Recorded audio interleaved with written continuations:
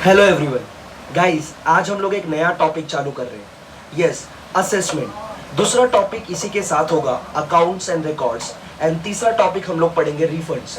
मतलब in short हम लोग एक साथ 3 टॉपिक का रिवीजन करने वाले हैं। पहली बात, ये मेन लेक्चर नहीं है, ये सिर्फ आपके रिवीजन के लिए छोटा सा वीडियो मैंने बनाया है।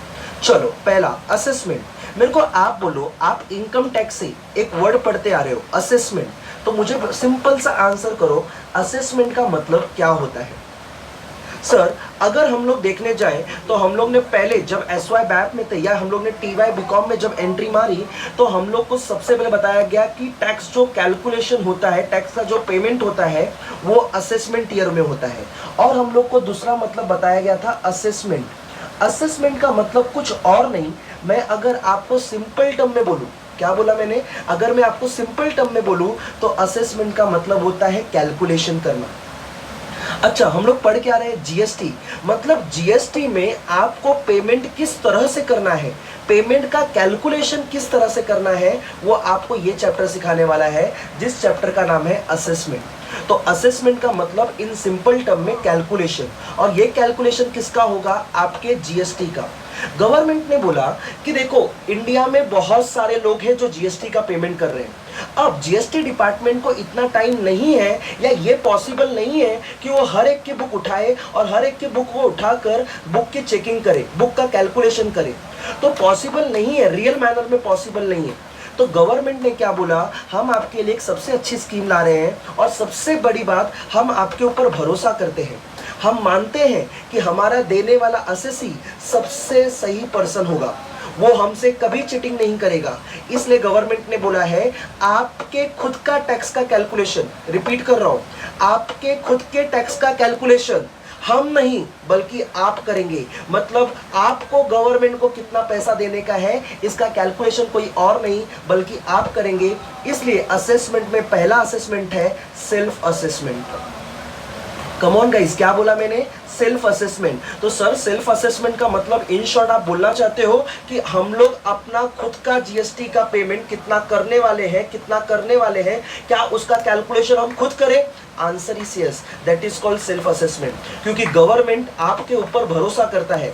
गवर्नमेंट का मानना है कि आपके द्वारा बताया गया, असेसी द्वारा बताया गया सारा कैलकुलेशन सही कैलकुलेशन होगा। तो अगर आपको एमसीक्यू में या आपको पूछा जाता है कि असेसमेंट में पहला असेसमेंट कौन होगा, तो सर गवर्नमेंट हमारे ऊपर ट्रस्ट करता है, इसलिए पहला असेसमेंट होगा सेल्फ असेसमेंट। दूसरा असेसमेंट की बात करते हैं हम लोग। गवर्नमेंट बोलता है कि अगर आप किसी कारण से, अगर आप किसी रीजन से फंस जाते हो अपना खुद का कैलकुलेशन करने में, तो हम आपका असेसमेंट जीएसटी डिपार्टमेंट से करवाएंगे। That is called provisional assessment. क्या बोला, अगर पहली बात तो कैलकुलेशन आपको करना है, बट अगर सामने वाला असेसी फंस जाता है तो जीएसटी डिपार्टमेंट बोलता है आपका कैलकुलेशन करवाने की जिम्मेदारी अब हमारी है। That is called provisional assessment. मतलब प्रोविजनल असेसमेंट कब होगा सर, जब मैं कोई चीज का कैलकुलेशन नहीं कर पाऊंगा तब। Answer is yes. लेकिन वो 2 चीजें होंगी, वो सिर्फ 2 लोग होंगे जिनका केसेस प्रोविजनल असेसमेंट में जाएगा। नंबर 1 वैल्यू के केस में, एंड नंबर 2 रेट के केस में। मैंने ऑलरेडी आपको मेन लेक्चर में बोल रखा है, फिर भी मैं बोल देता हूं। प्रोविजनल असेसमेंट तभी होगा जब मैं किसी वैल्यू को डिटरमाइन नहीं कर सकता या मैं कोई रेट को डिटरमाइन नहीं कर सकता। फॉर एग्जाम्पल, मैं भी सेम इंडस्ट्री में हूं, मेरा कॉम्पिटिटर्स भी सेम इंडस्ट्री में है, बट मेरे कॉम्पिटिटर्स का मानना है कि जो जीएसटी का रेट होगा वो 12% होगा, बट मेरा मानना है कि नहीं 12% नहीं, जीएसटी का रेट तो 18% होना चाहिए। मतलब देखो ना, मेरे रिकॉर्ड में 18% होना चाहिए, मेरे कॉम्पिटिटर्स के रिकॉर्ड में 12% होना चाहिए। मतलब मैं और मेरा कॉम्पिटिटर्स सेम इंडस्ट्री में होने के बावजूद भी हम लोग प्रॉपर रेट डिटरमाइन नहीं कर पा रहे। तो गवर्नमेंट बोलता है आपका केस किस में जाएगा, प्रोविजनल असेसमेंट में। लेकिन तो क्या सर, जब तक प्रोविजनल असेसमेंट में डिपार्टमेंट क्लियर करके नहीं बताएगी तब तक क्या हमें कोई भी टैक्स पे नहीं करना? नहीं, आपको टैक्स पे करना है। मतलब सूरज सर के हिसाब से 18% है तो सूरज सर 18% के हिसाब से रेट देंगे, लेकिन मेरा कॉम्पिटिटर्स बोलता है 12%, तो वो 12% के हिसाब से देगा। लेकिन जब जीएसटी में प्रोविजनल असेसमेंट क्लियर हो जाएगा और मालूम पड़ेगा कि नहीं 12 नहीं बल्कि 18 देना था, तो इस बंदे को 6% इंटरेस्ट और देना पड़ेगा, इंक्लूडिंग इंटरेस्ट। मतलब ये 6% एक्स्ट्रा पे करेगा प्लस इंटरेस्ट, और ये 18% जो इसने पे किया है वो सही है ऐसा गवर्नमेंट मान लेगा। सर अगर उल्टा केस हो गया, मतलब 18 के बदले 12 था, तो गवर्नमेंट बोलता है अगर आपने एक्सेस पेमेंट कर दिया है आईटीसी का तो उसका आपको मिल जाएगा रिफंड, उसका आपको मिल जाने वाला है रिफंड। सर रिफंड मिल जाएगा, आंसर इज यस। जो पैसा आपने 6% एक्स्ट्रा देके रखा था वो 6% का इंटरेस्ट गवर्नमेंट आपको वापस करेगा, इंक्लूडिंग इंटरेस्ट। रिफंड के चैप्टर में देंगे कितना परसेंट इंटरेस्ट देता है, मैं सिंपल भाषा में बोलता हूँ 6% देता है, 6% देता है, तो गवर्नमेंट आपको रिफंड कर देगा। ओके सर, मतलब प्रोविजनल असेसमेंट में हम लोग तभी जाएंगे जब हम लोग अपनी वैल्यू को चेक नहीं कर पाएंगे और जब हम लोग अपने रेट में कंफ्यूज होंगे, तो हम लोग गवर्नमेंट को बोलेंगे, रिक्वेस्ट करेंगे कि हमारे केस को प्रोविजनल असेसमेंट में डालो। जैसे ही प्रोविजनल असेसमेंट में केस गया, अगर मैंने ज्यादा पेमेंट कर दिया है मतलब एक्सेस पेमेंट किया है, तो गवर्नमेंट मेरा पैसा रिफंड कर देगा और रिफंड करने के साथ साथ मुझे इंटरेस्ट पे करेगा। लेकिन अगर मैंने शॉर्टेज पेमेंट किया है, कम पेमेंट किया है, तो गवर्नमेंट को उतना पैसा मैं वापस दूंगा विद इंटरेस्ट। सर ये प्रोविजनल असेसमेंट होता है कितने दिन में? गवर्नमेंट बोलता है ये प्रोविजनल असेसमेंट आपको 6 महीने के अंदर कंप्लीट करके मिल जाएगा। अगर आपका प्रोविजनल असेसमेंट 6 महीने के अंदर नहीं हो पाया तो कमिश्नर, जो जीएसटी कमिश्नर या अथोराइज कमिश्नर रहेंगे, वो इस टाइम को एक्सटेंड कर सकते हैं। सर कितना महीना? तो गवर्नमेंट ने बोला वापस से 6 मंथ एक्सटेंड कर सकते हैं। मतलब पहले गवर्नमेंट ने बोला 6 मंथ, फिर गवर्नमेंट ने बोला एक्सटेंड कर सकते हैं 6 मंथ। अगर मुझे और टाइम चाहिए तो गवर्नमेंट ने बोला वापस से फर्दर एक्सटेंड करेंगे 4 इयर्स के लिए। ये मेन है। पहले गवर्नमेंट ने कितना महीना एक्सटेंड करने को बोला? 6 मंथ, फिर कितना बोला? 6 मंथ, फिर कितना बोला? 4 इयर्स। तो याद रखना हमारा जो प्रोविजनल असेसमेंट होगा उसमें टाइम जो बढ़ेगा 6 मंथ और 4 इयर्स होगा। I hope guys provisional assessment क्या है आपको ये मालूम पड़ गया रहेगा। तीसरा, थर्ड वाला पॉइंट हम लोग लेकर आते हैं। थर्ड पॉइंट कुछ और नहीं गाइस, थर्ड पॉइंट है स्क्रूटनी। क्या बोला मैंने? स्क्रूटनी। आपने ऑलरेडी स्क्रूटनी सीख रखा है। स्क्रूटनी का मतलब क्या होता है सर? एक बार बोल दो सर। स्क्रूटनी का मतलब होता है अगर आपकी बुक आपने सेल्फ असेसमेंट करके दी, मतलब लाखों लोगों की बुक जीएसटी डिपार्टमेंट में पड़ी है, लेकिन अगर ऑफिसर को आपके ऊपर डाउट आता है या उसको कभी रैंडमली किसी का बुक चेक करने का मन किया, तो वो उसकी बुक को चेक कर सकता है। रिपीट कर रहा हूं, अगर स्क्रूटनी का मतलब होता है कि जो बहुत सारी बुक होती है, रैंडमली ऑफिसर आएगा किसी की बुक उठा लेगा, या जीएसटी डिपार्टमेंट को आपके ऊपर डाउट है कि आपने सही कैलकुलेशन नहीं किया, तो आपका केस स्क्रूटनी में जाएगा। स्क्रूटनी में जाने के बाद आपकी सारी चेकिंग, आपके बुक्स की सारी चेकिंग की जाएगी। अगर चेकिंग के अंदर ऑफिसर ने आपसे क्वेश्चन पूछे और आपने उसका वैलिड आंसर दिया और ऑफिसर आपके आंसर से सेटिस्फाइड है, तो केस खत्म हो जाएगा। लेकिन अगर स्क्रूटनी के केसेस में आपके द्वारा दिए गए आंसर से, आपके दिए हुए एक्सप्लेनेशन से अगर ऑफिसर सेटिस्फाइड नहीं होता, तो वो आपके केसेस को ऑडिट में डालेगा। वापस से बोलो, आपके केसेस को ऑडिट में डालेगा। अगर उसको लगा नहीं ऑडिट नहीं, स्पेशल ऑडिट होनी चाहिए, तो वो आपके केसेस को स्पेशल ऑडिट में डालेगा। अगर उसको लगता है नहीं ऑडिट स्पेशल ऑडिट दोनों में वो फंस चुका है, तो गवर्नमेंट आपके ऊपर ऑफेंस एंड पेनल्टीज लगाएगा, मतलब बहुत सारी पेनल्टीज चार्ज करवाएगा। There are so many, please refer your regular book. Guys regular book अपनी रिफर कर लेना, आपको आपका आंसर मिलते जाएगा। तो देखो मैंने 3 असेसमेंट की बात की, सेल्फ असेसमेंट, प्रोविजनल असेसमेंट और तीसरा स्क्रूटनी। चलो मैं आपको फटाफट इसके नोट्स दिखा देता हूँ। सेल्फ असेसमेंट आपको मैंने ऑलरेडी नोट्स दे रखा है, दूसरा प्रोविजनल असेसमेंट, तीसरा स्क्रूटनी। अच्छा चौथा बात करता हूं मैं, fourth point, that is called best judgement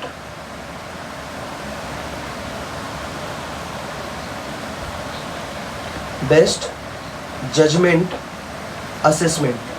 sir ये बेस्ट जजमेंट असेसमेंट क्या है? तो बोलता है सुनो, बेस्ट जजमेंट असेसमेंट क्या है? मेरे को नॉर्मली आंसर करो, मेरे को जीएसटी का रजिस्ट्रेशन कब लेना है? सर जब आपकी लिमिट क्रॉस करती है 10 lakh 20 lakh 40 lakh what ever in cases. अगर आपकी रजिस्ट्रेशन की लिमिट क्रॉस करती है तो आपको रजिस्ट्रेशन लेना कंपलसरी है। अब सामने वाले बंदे ने अपनी लिमिट को क्रॉस कर दिया रजिस्ट्रेशन की, बट अभी तक उसने रजिस्ट्रेशन नहीं लिया, मतलब वो अनरजिस्टर्ड है। तो गवर्नमेंट बोलता है उसकी बुक को चेकिंग करने का काम गवर्नमेंट के ऑफिसर्स करेंगे, that is called best judgement assessment. मतलब मेरे को रजिस्ट्रेशन लेना चाहिए था बट मैंने अभी तक रजिस्ट्रेशन नहीं लिया, that is called unregistered dealer. तो गवर्नमेंट बोलता है उसके केसेस को हम लोग डालेंगे बेस्ट जजमेंट असेसमेंट में। दूसरा सेकेंड पॉइंट, गवर्नमेंट बोलता है कि आपने रजिस्ट्रेशन ले लिया है बट आपने रिटर्न फाइल नहीं किया, क्योंकि आप बोलते हो कि मेरी तो कोई इनकम ही जनरेट नहीं हो रही। तो गवर्नमेंट ने बोला है इवन तो आपकी इनकम जनरेट हो या ना हो बट आपको रिटर्न कंपलसरी भरना है। मतलब मैं रजिस्टर्ड तो था बट रजिस्टर्ड होने के बावजूद भी मैंने गवर्नमेंट को रिटर्न नहीं भरा। तो गवर्नमेंट बोलता है उस केसेस में भी आपका जो असेसमेंट होगा वो बेस्ट जजमेंट असेसमेंट में जाएगा। तो गाइस हम लोग ने 4 चीजें देखी है, self assessment, provisional assessment, scrutiny and last is best judgement assessment. Best judgement में आपका केस सिर्फ 2 ही केसेस में जाता है। तो देखो सारे नोट्स मैंने यहाँ पे लिख के दिए हैं। पहली बात तो आपके पास ऑलरेडी मेरे नोट्स हैं, प्लीज रेफर कर लेना, या आपके पास जो भी आपकी रेगुलर बुक है आप उस क्लासेस की बुक को रेफर कर लेना। Last is scrutiny assessment in certain special cases. Please ये वाला आंसर आप अपनी बुक में देखोगे, ये वाला आंसर आप अपनी क्लास की रेगुलर बुक रेफर करोगे, रेगुलर बुक रेफर। बाकी असेसमेंट का काम खत्म हो गया, 5 ही असेसमेंट हो रहे हैं, 5 के 5 मैंने आपके कंप्लीट कर दिए। गाइस प्लीज ये बुक रेफर करना, सारे के सारे आंसर आपको अपने आप ऑटोमेटिकली मिलते जाएंगे। Thank you. अपना पहला टॉपिक खत्म हुआ। अब अपन आते हैं अपने सेकंड टॉपिक पे। सर सेकंड टॉपिक कौन सा? Books of accounts and records maintain. चलो मेरे को सबसे पहले आंसर करो, गवर्नमेंट ने बोला है बुक्स किसको मेंटेन करना पड़ेगा, तो आंसर आया बुक्स ऑफ अकाउंट्स मेंटेन करने की जिम्मेदारी, बुक्स ऑफ अकाउंट्स को मेंटेन करने की जिम्मेदारी सिर्फ और सिर्फ हमने एक पर्सन को दे रखी है, वो है रजिस्टर्ड पर्सन। जो लोग रजिस्टर्ड है, जो लोग जीएसटी के अंदर रजिस्टर्ड है, उन लोगों को कंपलसरी बुक्स ऑफ अकाउंट्स और रिकॉर्ड्स को मेंटेन करना पड़ेगा। लेकिन अगर कोई वेयर हाउस ओनर है और उसका केसेस या कोई दूसरा पर्सन कंजाइनर एंड कंजाइनी है, तो उस केसेस में भी गवर्नमेंट ने बोला है इवन दो ये लोग अनरजिस्टर्ड हैं तो भी इन्हें compulsory books of accounts maintain करनी पड़ेगी। ये गाइस मैंने पहला पॉइंट क्या बोला, books of accounts and record किसको मेंटेन करना है? Each and every registered person. Number 2, अगर वेयर हाउस ओनर है या कंजाइनर एंड कंजाइनी है, इवन तो वो अनरजिस्टर्ड है, फिर भी उसे अपनी बुक कंपलसरी मेंटेन करनी पड़ेगी। Okay sir, okay. Number 2, sir ये बुक्स ऑफ अकाउंट्स किधर मेंटेन करनी है? तो गवर्नमेंट ने आंसर दिया ये बुक्स ऑफ अकाउंट्स आपको मेंटेन करनी है आपके प्रिंसिपल प्लेस ऑफ बिजनेस, या तो आपने कोई डिक्लेयर कर रखा है एडिशनल प्लेस ऑफ बिजनेस, तो वहां पर आपकी बुक को मेंटेन करना पड़ेगा। मतलब बुक्स ऑफ अकाउंट्स किधर मेंटेन होने वाला सेकंड पॉइंट में? तो सबसे पहली बात प्रिंसिपल प्लेस, अगर आपने कोई एडिशनल प्लेस बता रखा है तो आपके बताए हुए एडिशनल प्लेस पे। Okay sir. Third point, sir कौन कौन से टाइप की बुक्स मेंटेन करनी है? तो देखो आपके पास ऑलरेडी नोट्स होंगे। गवर्नमेंट ने बोला पहला आपको 6 टाइप की बुक्स मेंटेन करनी है। कम ऑन गाइस, कितने टाइप की मेंटेन करनी है? 6 टाइप की बुक्स। सर कौन से 6 टाइप की बुक मेंटेन करनी है? तो पहली बात आपको मेंटेन करनी है प्रोडक्शन एंड मैन्युफैक्चरिंग की बुक।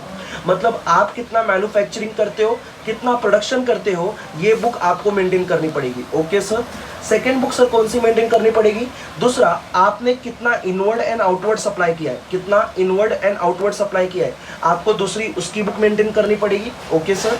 थर्ड, आपको कितना आईटीसी मिल चुका है, थर्ड आपको उसकी बुक मेंटेन करनी पड़ेगी।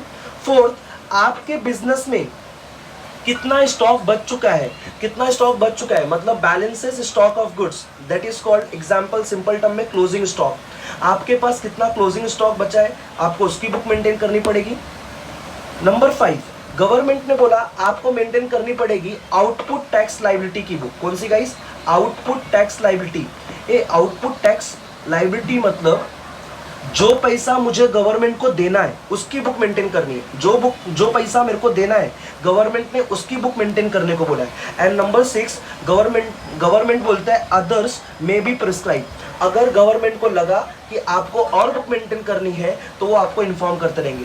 मतलब टोटल 6 टाइप्स की बुक मेंटेन करनी है। नंबर 1, सर हम लोग ने कितना प्रोडक्शन एंड मैन्युफैक्चरिंग किया। नंबर 2, कितना इनवर्ड एंड आउटवर्ड सप्लाई है। नंबर 3, कितना स्टॉक रखना पड़ेगा, कितना स्टॉक बचा है, that is called balance and stock of goods, that is like closing stock. Number 4, ITC कितना अवेल्ड किया है। नंबर 5, आउटपुट टैक्स लायबिलिटी मतलब आउटपुट टैक्स पेबल कितना रहेगा। And number 6, as may be prescribe, जो बुक गवर्नमेंट आपको बोलेगी वो प्रिस्क्राइब करनी पड़ेगी। सर जो बुक्स हम लोग मेंटेन कर रहे हैं, जो अकाउंट्स हम लोग मेंटेन कर रहे हैं, उसको कितने पीरियड तक लॉक करना पड़ेगा? तो गवर्नमेंट ने बोला वो बुक्स ऑफ अकाउंट्स आपको कंपलसरी आपके बिजनेस में 72 मंथ्स तक रखनी पड़ेगी। सर मतलब 6 साल? ना बाबा ना, 6 साल गवर्नमेंट ने वर्ड यूज नहीं किया है, गवर्नमेंट ने यूज किया है 72 months. Come on guys, government ने क्या वर्ड यूज किया है?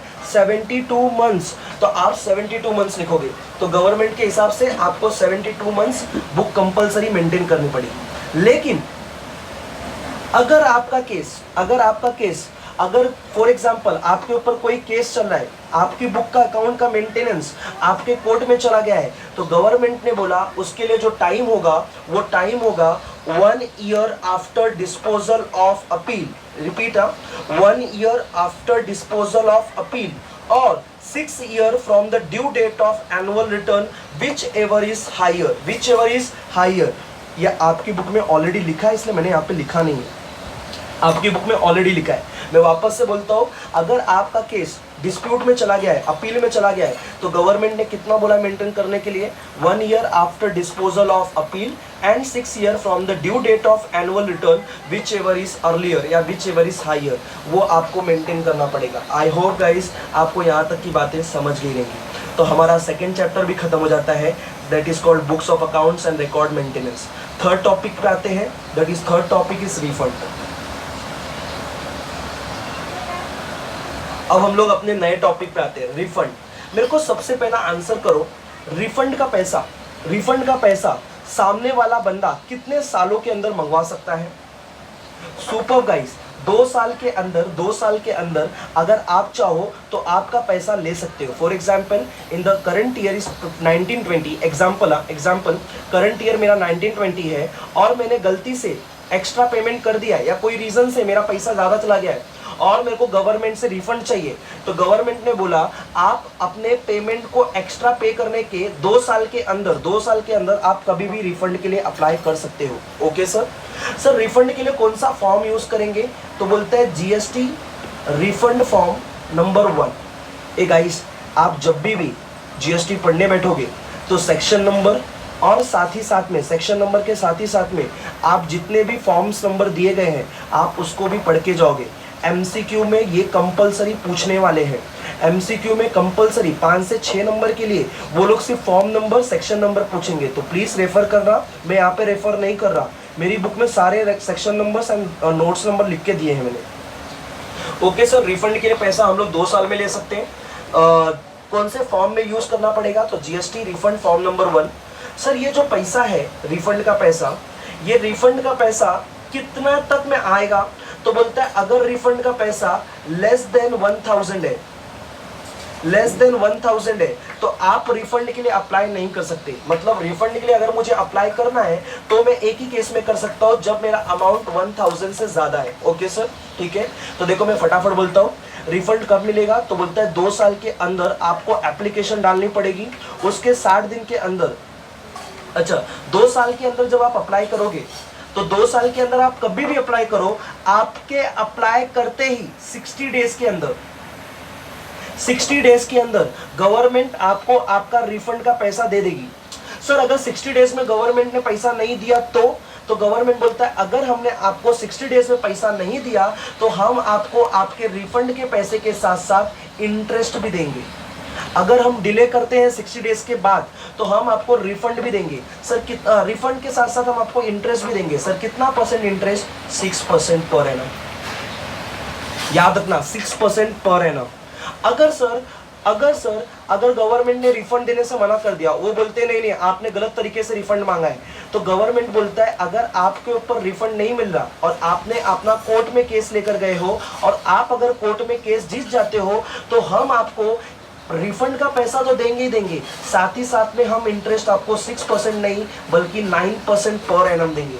ए गाइस रिपीट, गवर्नमेंट ने पहली बात तो क्या बोली, रिफंड का पैसा 2 साल में आ जाएगा। 2 साल में आप कभी भी अप्लाई कर सकते हो। 2 साल में अप्लाई करते ही आपके अप्लाई करने के 60 दिन के अंदर पैसा मिल जाएगा। अगर 60 दिन के अंदर पैसा नहीं मिला तो हम आपको इंटरेस्ट देंगे 6%। बट अगर आपका केस जजमेंट में जा रहा है, मतलब कोर्ट केसेस में है, तो अगर आप जीत जाते हो तो हम आपको 6% के बदले 9% देंगे। Okay sir. जीएसटी के लिए कौन सा फॉर्म यूज करेंगे? जीएसटी के लिए हम यूज करेंगे form number 1, GST refund form number 1। GST का पैसा कितने तक के अमाउंट में नहीं मिलेगा? जब मेरा अमाउंट रिफंड अमाउंट 1000 से लेस होगा। सर कौन से केसेस में पहली बात तो रिफंड मिलता है? तो गवर्नमेंट ने बोला अगर आपने एक्सेस पेमेंट कर दिया है, क्या पेमेंट कर दिया है? एक्सेस पेमेंट कर दिया है तो आपको रिफंड मिलेगा। नंबर 2, आपने इंट्रा का इंटर या इंटर का इंट्रा कर दिया, क्या बोला? इंट्रा का इंटर या इंटर का इंट्रा स्टेट कर दिया है तो आपको रिफंड मिल जाएगा। तीसरा, अगर आपने एक्सपोर्ट किया है, मतलब आपने इंडिया को प्रमोट किया है, इंडिया के सामान को प्रमोट किया है। हमारे मोदी साहब हमेशा बोलते हैं make in India, make in India. अगर आप एक्सपोर्ट करते हो तो आपने जो भी पेमेंट किया है उसका सारा पैसा आपको रिफंड पे चला जाएगा। गवर्नमेंट ने ये चौथा केस दिया है, अगर आपके ऊपर प्रोविजनल असेसमेंट है। याद करो प्रोविजनल असेसमेंट, अभी कुछ टाइम पहले बात किया। प्रोविजनल असेसमेंट के केस में भी आपको आपका पैसा रिफंड में मिल जाएगा। Provisional assessment. तो गाइज मैंने आपसे कौन कौन सी बातें कर दी मालूम पड़ी? रिफंड का पैसा ये 4 केसेस में, पहला अगर मैंने एक्सेस पेमेंट कर दिया है, इंट्रा का इंट्रा कर दिया है, एक्सपोर्ट किया है और चौथा पॉइंट प्रोविजनल असेसमेंट किया है तो मुझे मेरा रिफंड का पैसा मिल जाएगा। ओके, लेकिन अगर आपका रिफंड अमाउंट 2 लाख रुपए से ज्यादा है, कम ऑन गाइस क्या बोला? अगर आपका रिफंड अमाउंट 2 लाख से ज्यादा है तो गवर्नमेंट ने बोला है अगर आपको ये रिफंड चाहिए तो आपको कंपलसरी चाहे तो सीए चाहे तो सीएम में, वापस से बोलो, चाहे तो सीए चाहे तो सीएम में, इन दोनों से सर्टिफिकेट लाना पड़ेगा कि आपका रिफंड मिलना चाहिए। वापस से बोलो, देखो अगर मेरे को 1 लाख का रिफंड चाहिए, कुछ बात नहीं, रिफंड देगा। 1.5 लाख चाहिए, मिलेगा। लेकिन 2 लाख से ज्यादा या 2 लाख तक चाहिए मेरे को रिफंड, तो गवर्नमेंट बोलता है आपको सीए एंड सीएम में से कंपलसरी सर्टिफिकेट लेकर आना पड़ेगा। Okay sir. और इस पॉइंट को यहाँ पे लिंक करके रखना, अगर लेस देन 1000 है तो आपको रिफंड नहीं मिलेगा। लेस देन 1000 है तो रिफंड नहीं मिलेगा। सर मेरे को 10 लाख चाहिए, ओके मिलेगा, 10 लाख चाहिए तो मिलेगा, लेकिन आपको किसका चाहिए? सीए एंड सीएमए का सर्टिफिकेट चाहिए तो ही आपको रिफंड दिया जाएगा। क्या यहाँ तक किसी को डाउट है? Super guys. लेकिन याद रखना, अगर आपको रिफंड चाहिए तो आपके पास प्रॉपर डॉक्यूमेंट्स होने चाहिए गवर्नमेंट को प्रूफ करने के लिए कि आपको पैसे मिलने चाहिए। थोड़ा सा आगे बढ़ते हैं, थोड़ा सा अभी और आगे बढ़ते हैं। गवर्नमेंट ने बोला कि अगर फॉर एग्जाम्पल जो रिफंड का पैसा है वो सीधा क्या रजिस्टर्ड पर्सन के अकाउंट में आएगा? तो आंसर दिया गया नहीं, सीधा पैसा उनके अकाउंट में नहीं आएगा, बट आपका पैसा पहले कंज्यूमर वेलफेयर फंड में डाला जाएगा। कंज्यूमर वेलफेयर फंड, आपका पैसा पहला कंज्यूमर वेलफेयर फंड में डालेंगे, उसके बाद सीधा सीधा अकाउंट में आ जाएगा रजिस्टर्ड पर्सन के। लेकिन अगर केसेस है टीचर और स्टूडेंट का, वापस से बोल रहा हूं, केसेस है टीचर एंड स्टूडेंट का और ज्यादा पैसा पेमेंट हो चुका है बट अब उसका रिफंड चाहिए, तो गवर्नमेंट ने बोला पहले तो पैसा कंज्यूमर वेलफेयर फंड में आएगा, फिर वो पैसा स्टूडेंट को फाउंड होगा। अगर स्टूडेंट नहीं फाउंड होता, मतलब गवर्नमेंट के हिसाब से अगर वो नहीं मिलता, तो गवर्नमेंट वो सारा का सारा पैसा कंज्यूमर वेलफेयर फंड में यूज कर जाएगी।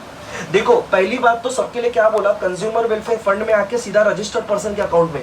बट अगर टीचर और स्टूडेंट का केस है तो टीचर और स्टूडेंट के केसेस में गवर्नमेंट ने बोला पैसे तो पहले कंज्यूमर वेलफेयर फंड में ही आएंगे, लेकिन उसके बाद सारा पैसा पहले स्टूडेंट को फाउंड होगा। अगर स्टूडेंट फाइंड आउट नहीं होता तो वो सारा पैसा कंज्यूमर वेलफेयर फंड के लिए यूज कर दिया जाएगा।